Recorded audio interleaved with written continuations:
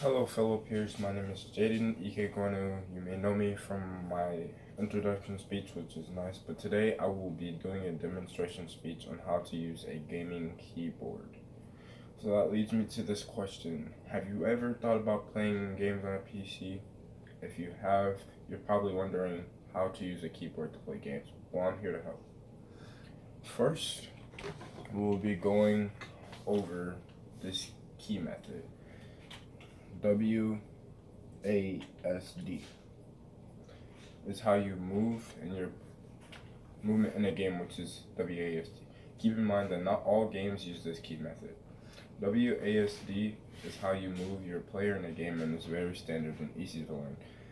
W to move forward. A is to move left. S is to move down.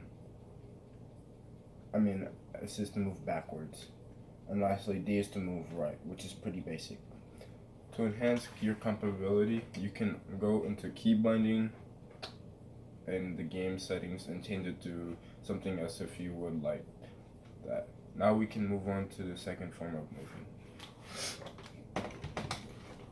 The second form of moving in a game would be the mouse.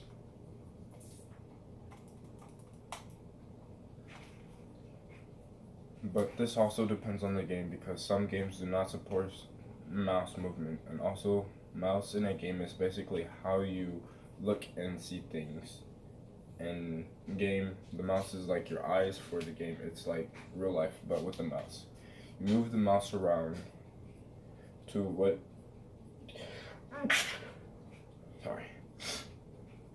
you want to see or what you want your player to see.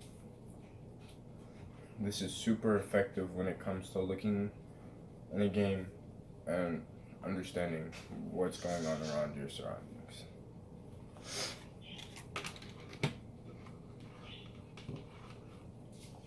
Also, on a mouse, if you have a modded mouse, there are little buttons on the side and on the top. These buttons can be used to replace buttons on the keyboard instead of having to use the keyboard for every action you do to reload or aim or do any of the necessary things in a game. Now that we have covered the mouse, we are going to go over key bindings. Key bindings are things that you can change on your keyboard through your game settings, such as crouching, aiming, reloading, and more going into game settings.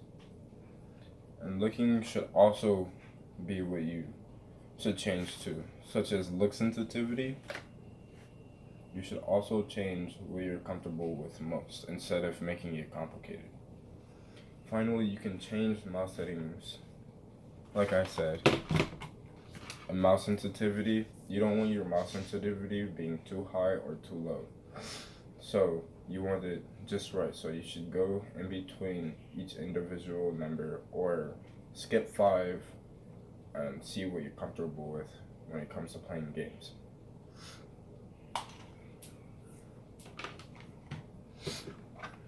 All of the buttons on the side for the keyboard are not necessary at all. This is just a really fancy keyboard, and it's keeping it really basic. It outlines WASD, and even if you want, you can use these instead of WASD.